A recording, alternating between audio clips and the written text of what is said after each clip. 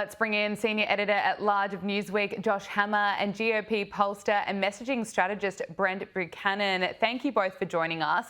This is the state of play at the moment. Marco Rubio has been confirmed to be Secretary of State, John Ratcliffe as CIA Director, Pete Hegseth as Secretary of Defence, Kristi Noem as Homeland Security Secretary, Scott Bessent as Treasury Secretary, Sean Duffy as Transportation Secretary, Doug Burgum as Interim Secretary, and Lee Zeldin as EPA Director. But many of the nominees are still yet to be confirmed. Josh, you've been following politics closely for a long time.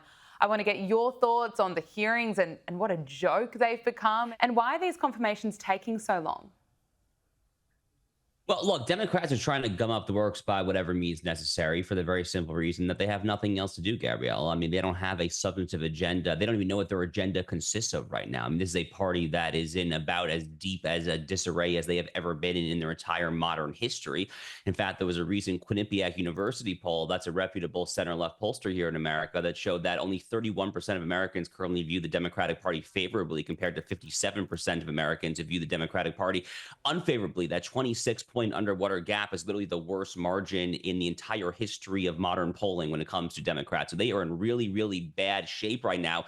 And I think you're basically seeing that in these hearings. They're basically just shouting at the nominees. They're spewing out a whole lot of nonsense because they're very frustrated and they don't really know what else to do. And the reason that they don't know what else to do, I think, is because they are systemically incapable of getting to the root of the problem. They can't actually get rid of the DEI beast. They can't get rid of the woke beast, because to do so would be to repudiate the entirety of the post-2008, post-Barack Obama legacy, which is something that they're not capable of doing at this time. Look, when it comes to Trump's nominees, I think that they're all going to get confirmed. The only one who I had really any questions about going into the past 24 hours was Tulsi Gabbard, but the latest news out of that is that Senator Susan Collins from Maine, who is one of the squishiest Republicans in the entire caucus, she said that she's actually going to vote for Tulsi Gabbard. So unless Mitch McConnell of Kentucky can kind of cobble together some older school Republican security hawks who really don't like Tulsi Gabbard's equivalence when it comes to Edward Snowden, something that personally I'm actually not the biggest fan of that equivalence either. I don't think it's worth taking her nomination on that. But if McConnell and his allies become so aggrieved by that they can tank her, that is the only possibility I currently see that any nominee might not get through. But again, I think she's safe too. RFK Jr. is going to get through here. Pam Bondi is going to get through easily. I think Donald Trump's going to get his cabinet at this point. Okay, we're going to come back to Tulsi Gabbard, but Brent, what are your thoughts? Because it just seems wild to see some of the line of questioning from some Democrats. Pam Bondi had to accuse a senator of bullying her. Has this been, embarrassing for the Democrat senators and in the way they've handled these hearings? Well, the Democrats have absolutely no clue what their message is. We have a saying in American football called flood the zone, and that's when you put all the receivers out at the same time.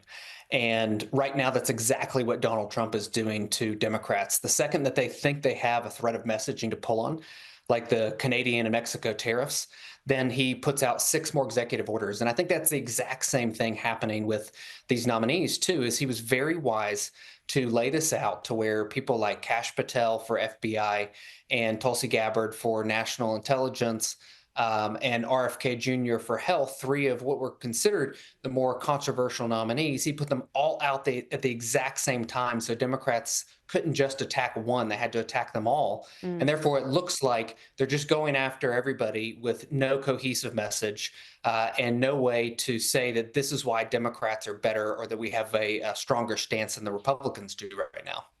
Donald Trump has spoken about the confirmation hearings today, and he says that we need Kash Patel confirmed because he's the one who can fix the reputation of the FBI. Let's take a listen. We have to have pristine, beautiful, perfect law enforcement. Kash is the one to do it, and I hear he's doing very well. Kash will straighten it out. We have great confidence that we can make the FBI great again.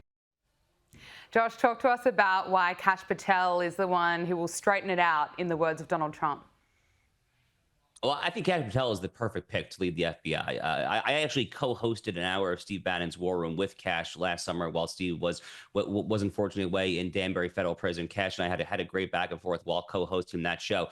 I mean, Kash Patel is someone who has worked on national security investigations. He's worked on DOJ investigations. He is someone who is well equipped to restore public confidence in the integrity of the FBI. The FBI, Gabrielle, I think it's important to remember, is really the agency more than any other in the entirety of the United States government that is at the belly of the beast of what we now refer to as the deep state. When we use the term deep state, it's really the FBI, maybe the CIA and the NSA, but really the FBI more than any other agency that we're talking about here. Because what really, I think when this term started to take on its next level, it goes back to Crossfire Hurricane in the 2016 presidential campaign, when the FBI was used as a tool of partisan political warfare to spy on the Donald Trump campaign, to spy on Carter Page and George Papadopoulos. We all remember those infamous text messages from those FBI agents, Carter Page or Lisa Page and Peter Strzok, talking about how the FBI would be a fail-safe backup mechanism to throw that election to Hillary Clinton if, God forbid, the American people failed. And thank God the FBI failed in that respect, because Donald Trump became president in 2016.